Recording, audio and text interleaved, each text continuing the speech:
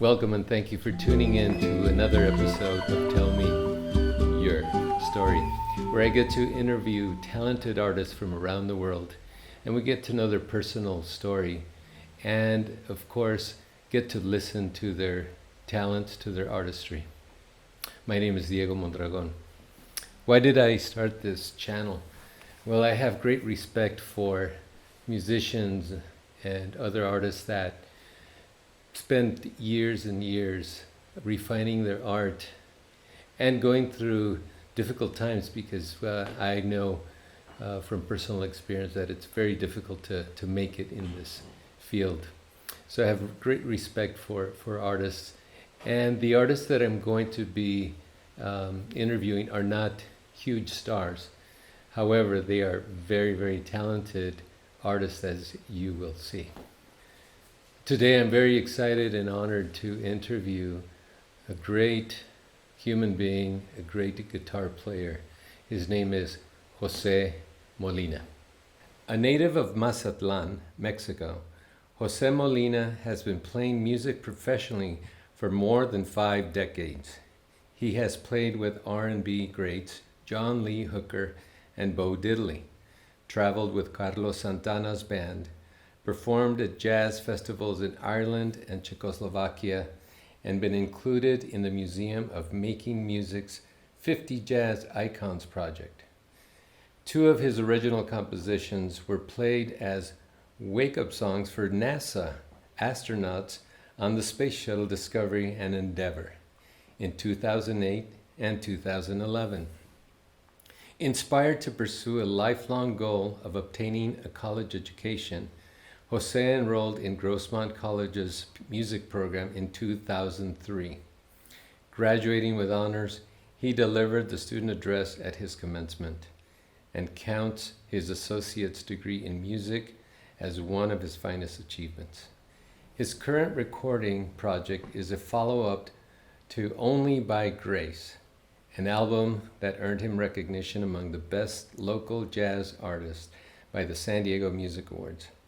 Always Time for Redemption is scheduled for release in 2018. Jose Molina, qué gusto que estés aquí conmigo. Igualmente, Diego Mondragón, es un honor para mí. No, al contrario. Yo sé que has estado pasando por unas cositas ahí, unos problemitas de salud. Dije, ¿cuándo, por favor, Diosito, dame el favor de que se sane y que esté aquí conmigo? Así es que muchas gracias, José. Gracias a ti, gracias a Dios por mantenerme saludable. Now, we are both bilingual. Sure. And I know that you code switch a lot. A little more than I do, but that's cool. We can code switch, we can do it in Spanish, in English, because we have a broad audience. We can mix it up. And I know they speak even more languages in Spanish. Probably that we do, especially if they are from Europe. Exactly. So Jose, let's start with, where were you born? What year were you born? Tell us a little bit about your childhood. I was born in Mazatlan, Sinaloa, Mexico, in 1948, to be precise, March 11, 1948. And the first 9 years of my life, I was in Mazatlan, the little kid running around the beaches of the town. The Malecón. El Malecón, but in those days I could go from El Cerro de los Tanques de Agua, which is the hill where they had the big tanks of water for the city. Okay. We used to live right next to them, Okay. But in those days, 6, 7 years old, my grandmother used to send me to get fish from the fishermen, like about 3 or 4 miles to the beach. Wow. Nobody cared if you were 6 years old, because along the way, they would say, "Hey, Jose, ¿cómo está Lola?" That was my grandmother. "Hey, ¿cómo está tu mamá Mina?" Nobody was, I wasn't afraid of getting abducted or kidnapped or anything like that. Everybody knew everybody. In those days, Mazatlan was a tiny little fishing port, wasn't it? It was a very tiny fishing. It was a very important port. Okay. For fishing already, but not touristically. Only some of the very wealthy tourists would go there, and there were a couple of big hotels for them. One was Hotel Freeman, and the other one's Hotel del Belmar. But the city was really a very small, a Mhm. very small city, and it has its surrounding towns too, like El Quelite, Rosario, Escuinapa, Concordia. Those were all the little towns around there, maybe 12 to 16 miles out of town. I see. So, were you from a big family, little family? No, I was basically an only child. No way. Yeah, I was an only child up until that time. That's a first. I haven't heard A somebody a Mexican coming from a single child family. But Oh. yeah, my family was not well. We're talking now. They were now, Catholic? Yeah, but what happened is that I grew up with my mom and my real father. They divorced before I was born. I think that my mom was like about 8 months pregnant before. He decided that he didn't want a pregnant wife, so left my mom with me. And I was raised by my mom, my grandmother, and my great grandmother. That was my family. And I had a couple uncles, but yeah, it was a very, very small family. It's a very matriarchal family. Very matriarchal. Very solid female presence. Grandmother was the one that controlled everything. She was the one that we had to be afraid of it. Okay. La chancla. No, la chancla y el cinto. Y el cinto. Okay. Never fail. Yeah. Wow. Okay, so an only child living in Mazatlan, going to get the fish in the morning. Yeah, the funny thing is that actually it was in the afternoon because the Okay. fishermen, they will go out like about 4 or 5 o'clock in the morning, and they used Yes. to come like about 2, 3 o'clock in the afternoon. Okay. And so the people knew, what time to go when they were, arriving at the shore. And people used to buy them right there. They would wrap it in a newspaper, and here I go. Carry. Just out of curiosity, what would a fish cost in those days? Un peso. Un peso? Un peso. And what size? It was about this size, maybe about Wow. a foot and a half or more. And that would be enough to eat for almost 2 weeks. Wow. My grandmother used to make soup with the head and the tail. Sopa de Sopa de pescado. pescado. And then With the just rest the head, right? Yeah, just the head and the tail too. They used to throw the tail Oh, yeah, in the there tail, too. head and tail. And then we will eat fish the rest of the week, and some of it, by Thursday or Friday, like there was leftover, they'll put it out in the sun to dry. Uh-huh. And then that was my breakfast when I went to school. Fried fish with refried beans and black coffee with sugar. No wonder I was like this in school. Did you have attention problems in school? Jesus, man, every time that they called my grandmother, it was because of that attention problem. Who knew in those times what sugar did to the human body, Oh, yeah. And me It's like being cocaine. exactly, and being a hyper kid to begin with, and then pumping you in the morning with black coffee and about teaspoons of sugar. Wow. But I had a very good childhood. Okay. Very free. Loving. Oh, loving! I had a lot of cousins my age. From my grandmother's brother. Actually, they were my uncles. They were not my cousins. They were my little uncles. But we were the same age. Yeah. So in his family, he had like about 10, 12 kids. And then another family. So I used to go play with them. They used to live right by the shore, actually. And so those were my playmates. Very free lifestyle. I swam. I learned how to swim about 5 years old, right in the ocean. They throw you in the water. Of course. That's how you learn in Mexico. Stop laughing. So that's how we learn how to swim. But it was very, very poor. But me, as a child, because I had food on the table, I didn't know that we were poor. But now when I look back, especially my grandmother, she used to be the most famous seamstress in Mazatlan.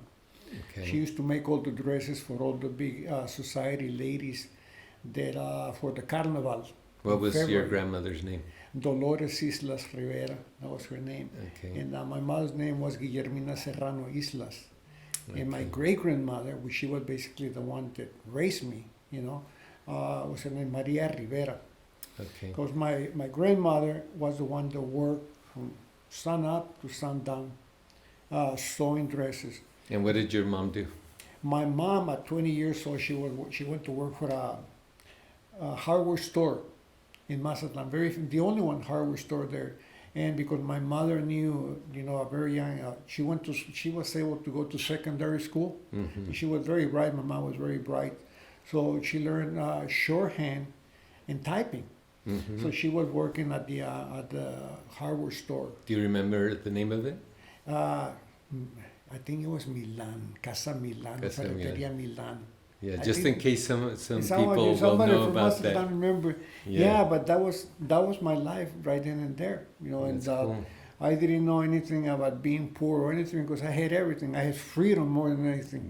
Hey, who can ask for more than freedom? Look at it, the only thing you had to be mindful was for the Jose. That was the time for you to come home. Right. Like, you better have good ears to catch Yeah. that call, because if you were late, there was first of all no meal. Oh no! I remember those days. Yeah, you too. You come from that same culture. Yes. Well, let's move on to when did music enter your life?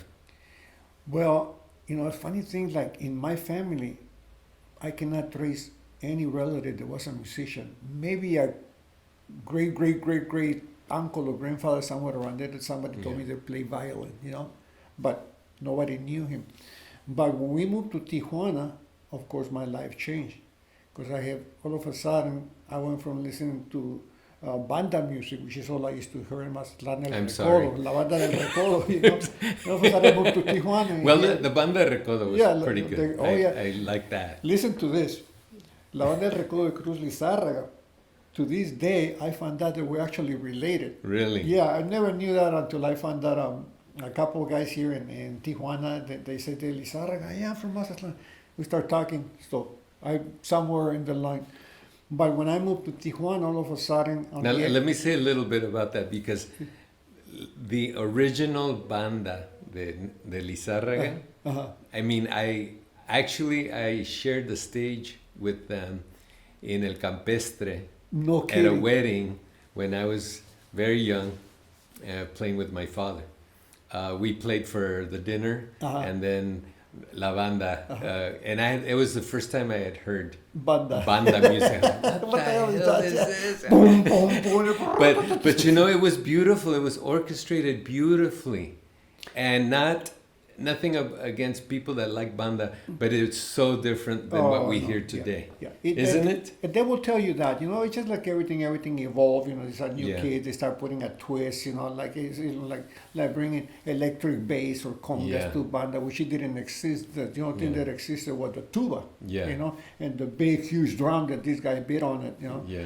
It was mostly trumpets and clarinets.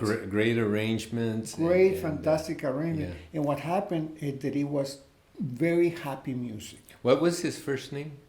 Cruz Lizárraga. Cruz Lizárraga.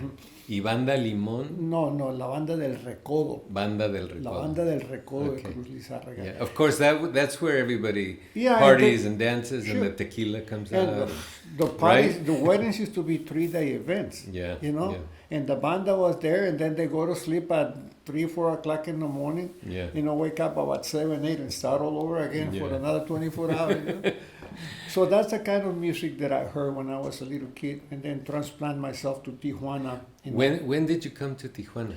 I came to Tijuana, and I remember the date because I had just finished my 3rd grade in Mazatlan. I was 9 years old, and came to Tijuana in July of 1957.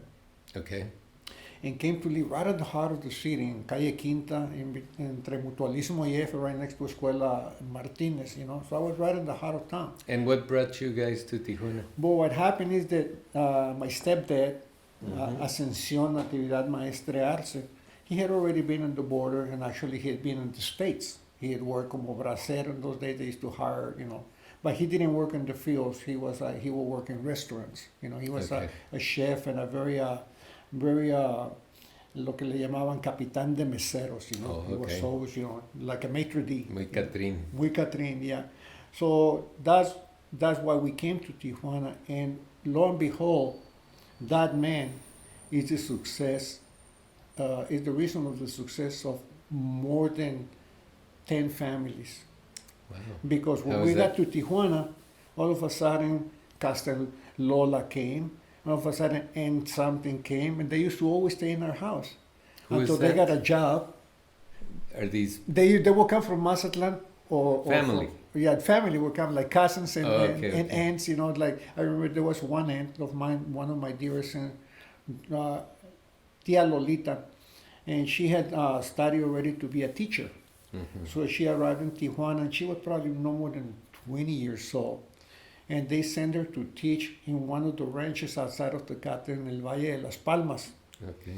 You know, so that's how the family slowly started moving out. But all those years, I remember for the 10 years that I lived with, in my house before I went on my own, it's like there was always somebody new sleeping in the living room. So all the family from Mazatlan came. They all to came Tijuana. from Tepic, they all, Oh, wow. well, even as far as Jalisco, some of them came.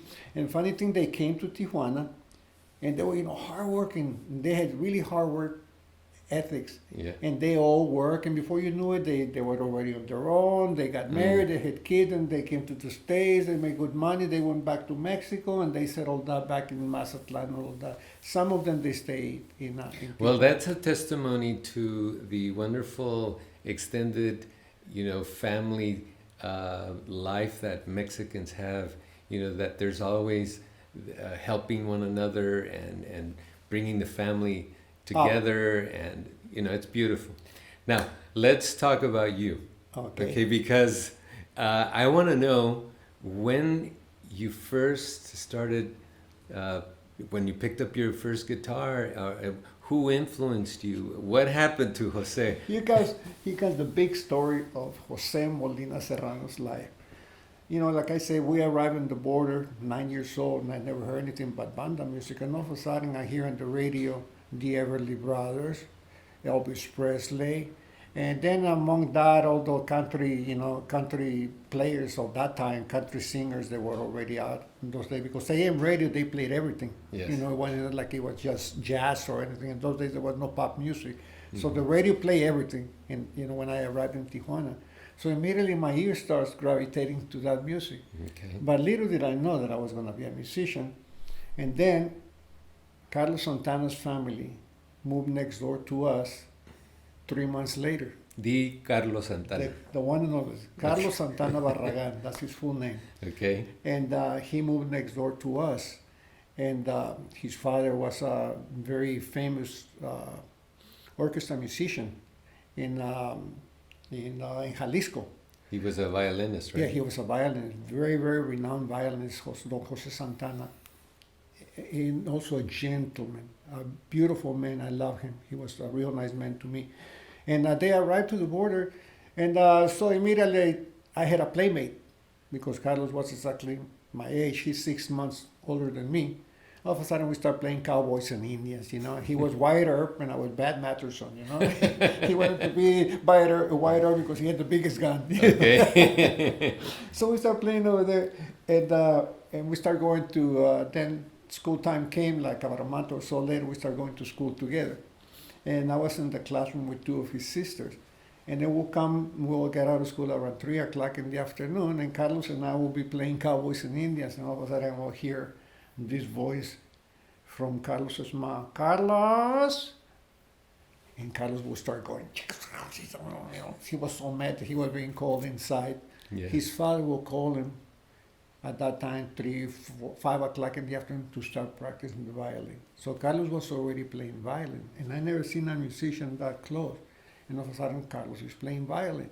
So I'm all mesmerized, but who has a violin, Mm-hmm. except him. But by like I say, even for him, something happened right away when he heard American music. All of a sudden, Carlos has a guitar, and he's over there playing a Mexican guitar, playing in the yard. And so that's it, I said, wow. And I see how gifted he was, but me, I had no conception of music. You had never picked up an instrument? Who? You? Never. At that Up until point. that point, I had never picked up an instrument. Okay. And then his father started working up in San Francisco a couple days a week. And one of the trips that he came back, he brought him an electric guitar, an L5. No, a Gibson 175 brought him, a big fat guitar like that, Sunburst, Okay. And then Carlos says to me, he says, look what I got, this guitar, And he says, here, I'm going to show you something. So he grabbed the other acoustic guitar and he showed me how to play clonko, clonko, clonko, clonko, clonko, honky tonk. You know, just in the Okay. first two strings. Yeah. Clonko, clonko, clonko, clonko. So, you know, because I wanted to be friends and we were, you know, I hated when he had to go play the violin because I didn't have no playmate. You know? So Yeah. I started hanging out with him and started clonko, clonko, clonko. And all of a sudden he started, started making these little solos too there. So that was the first time that I got a guitar in my hand. Okay. But I didn't think much of it, you know. Okay. And then a couple more years went by, and all of a sudden Carlos became really famous in Tijuana by the age of 11, you know. That young. Yeah, he was, there's an icon of Mexican rock called Javier Batis, and he was the first rock player in the whole country. And he had a band in Tijuana called Los TJs. And one day, Carlos and I, we went out to see Los TJs play al Parque Teniente Guerrero, right in the heart of a block from where we lived. And Carlos was blown away, you know. And after that, he didn't want to know anything about the violin. And of course, his parents were really pissed off. But all of a sudden, he was playing with this guy, Javier Batis, and his band. And he was on televisión, saliendo en los programas locales, you know. At age. At age maybe 11 or 12. Wow. Yeah. I didn't know any of that. And then, Probably nobody has heard of No, any well, of that. you know, This is. if you want to know the real story of Carlos Santana, either he can tell it to you or I can tell it to you because I know Okay. the real story. Everything from the time that he was born, that he was arrived in Tijuana. Mhm. And what happened is that like he got so good right away, like in about 2-3 years, that even one of the club owners in Revolucion Avenue asked his parents if they would allow him to play music in the nightclub in Tijuana, in El Convoy. You know, and that was unheard of it. You know, he was not even, I don't think he was maybe 14. You know, Mhm. so maybe 13, I think, when he started. So they got him a special permit so he could play.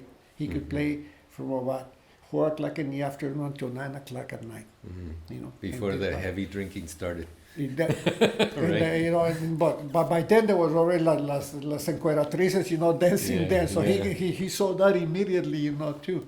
But he was so dedicated to the music, you know. He just kept going up and up, you know, his music. And You know, Jose, that's amazing. I would love to. We have limited time, Okay. and I know people love this story. We could do a part two, part 2. but Well, I just want to close hear it about up, you. Just close it up over there. So Yes. he came to the state, and you know, I didn't hear about Carlos for a long time. But by then, I was already starting to get interest in the guitar, and all of Okay. a sudden, I find myself really having an ear for music that I didn't know. Okay. Somebody gave me a guitar with 3 strings. So I put them all together because I didn't know they had to be different sizes, you know, different gauge for the strings, you know. Somebody Right. gave me one with 2, the high ones, and I think one of the fat ones in And the you middle. put them you know. all together. So I put them all together and I started making, so there was el primer grupo famoso en México, Los Rebeldes del Rock, Okay. y tenían una canción que se llamaba Melodía de Amor, tan, taran, taran, pam, ta, tan, and all of a sudden, tan, taran, ta, tan, I found out that I could hear when the pitch went up and when the pitch Oh, went okay. down. So you had a good ear. So I got a good ear, so I started, and all of a sudden I met this guy, he knew 2 chords, I met this other guy, he knew 2 more chords, and before I knew it, I know a lot of chords. And I started venturing myself into Revolucion Avenue. Now, what age were you when you started playing and getting? I was probably into- about 16, you know, 15, Okay. 16. And prior to that, they sent me to military school around 14 and a half. Mhm. You know. And I went to school in Mexico City, and I hated it. I was there for about 6 months, 8 months, you know. And I knew that my life is not going to be being a soldier for Mexico. So I came back to Tijuana, and I started working for my uncle in an office doing accounting. You know, I used to go out and make payments, you know, and stuff like that. An errand boy, basically. Mhm. The gopher. A gopher. And one day, you know, in Tijuana in those days, the thing is that it's never been water in the city. And one day I wanted to go to the bathroom so bad, and my uncle said, why don't you go to Revolucion Avenue, you know? No, I had already been to Revolution Avenue when Carlos was playing there a few years back, you know. Yeah. So I went a restaurant, a club outside of where my uncle's offices were. It's called the Convoy Club, which it was the club where Carlos started playing. Mm-hmm. But then they had already moved it and made a smaller club. And I saw two guys playing guitar with a drummer. And of course my ears. So I got excited, you know. And my uncle says when I came back to me, what took you so long? He says, oh, you know I had a long pee. To pee really bad. So No. I came back. So the next day I go again, you know, and check those guys. And I went like that for about a week. And what did you hear? Jazz? No, I was hearing the Mexican music? Ventures. The Ventures. The Ventures and, you know, like Dwayne Eddy, all those guys, the clunky guitar sound, you know. Okay. And then all of a sudden, one of the guys says to me one day, hey, you play guitar?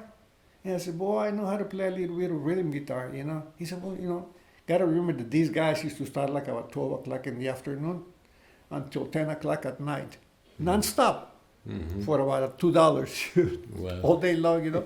But, you know, $2 in those days was a lot of money. And one day one of the guys says, hey, he said, ¿por qué no te echas la paloma?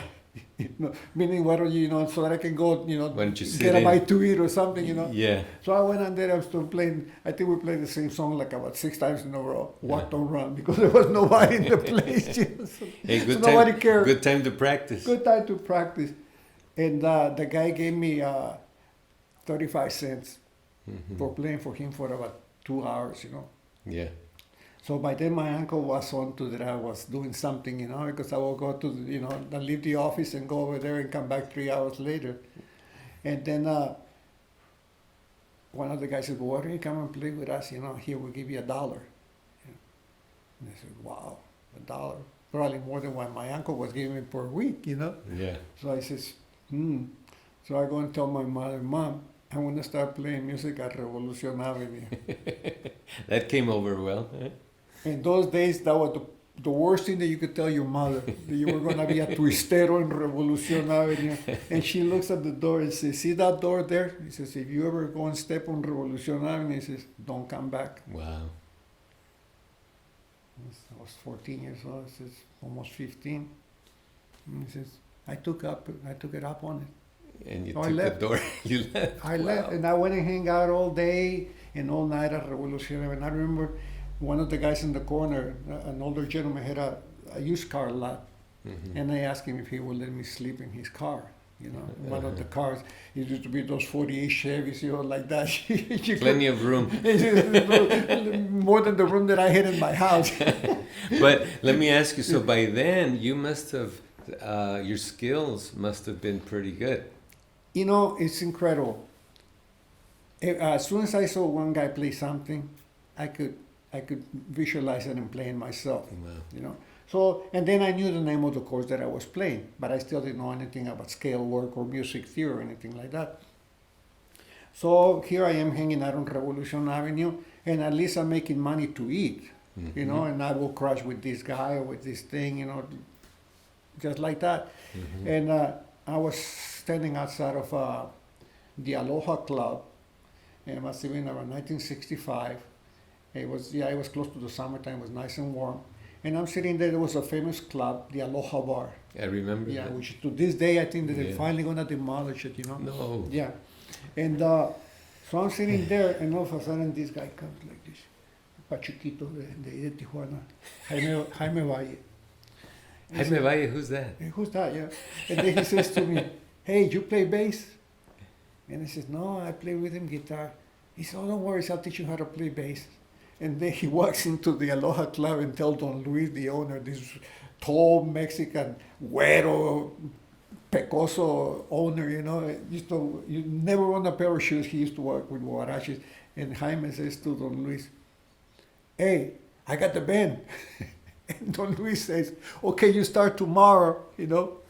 And So obviously they were looking for a band and they needed a bass player. And he recruited you to be the bass player, even though you weren't the bass player. Well, Jaime knew that they needed a band for the afternoon, you know, and because they were already at a couple more. But there used to be music from about 12 o'clock in the afternoon until 6 o'clock in the morning, you know. So like Jaime says, In those days, hardly any of the musicians had their own instruments. You know, the clubs, they're almost all of them had bass and guitar amps and a set of drums. You know, and they had regular piano because in order to play music in those nightclubs, you had to play with musicians from the union.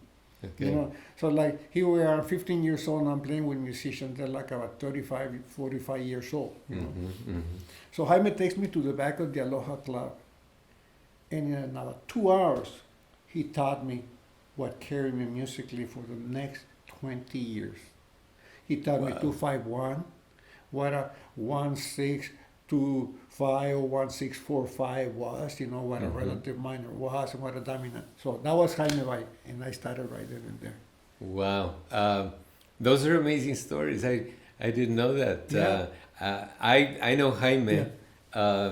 He's living in San Miguel de San Allende. Miguel de He's Allende. an amazing jazz guitar player. Yeah, great. So it would be really, Jaime, if you're watching, I want to interview you, and Carlos Santana as well. I want to interview you.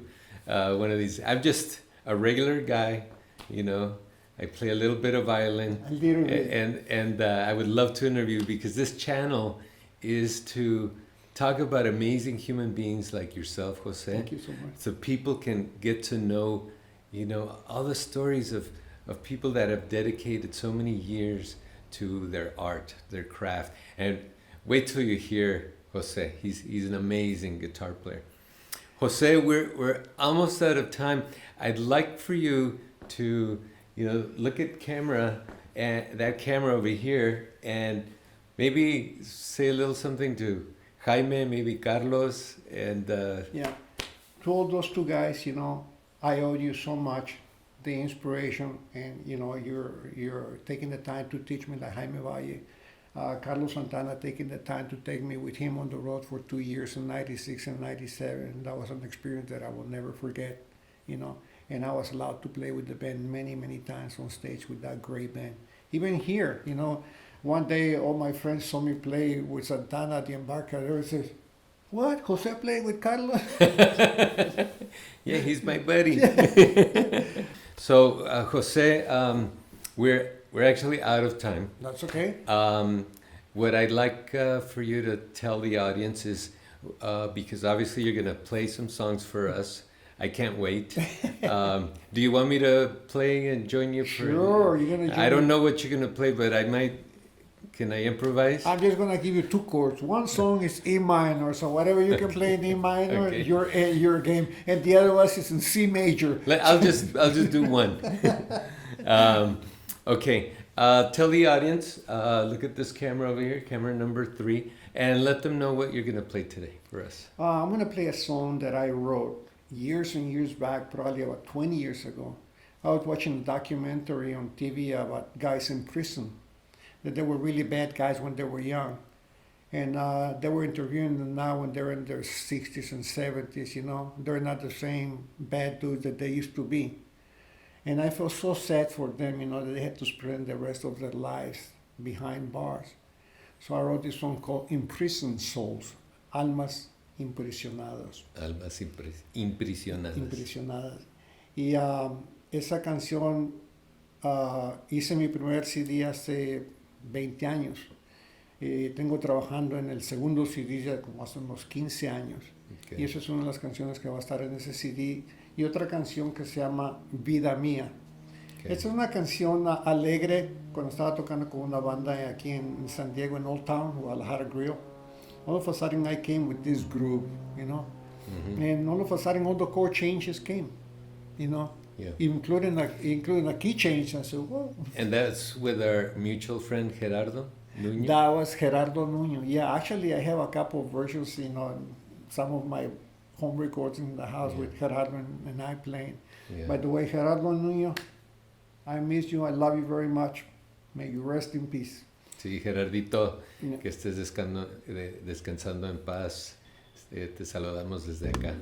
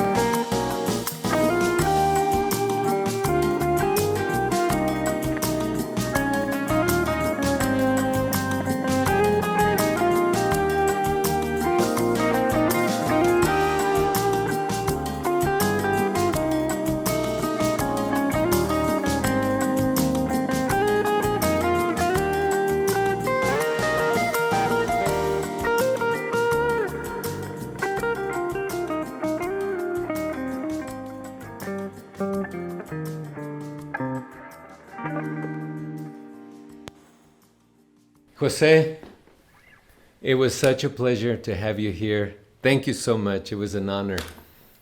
I loved your music. It really hits the soul, and it's beautiful. Thank you so much. Appreciate that. Thank you. Coming from you means a lot to me, really. It does.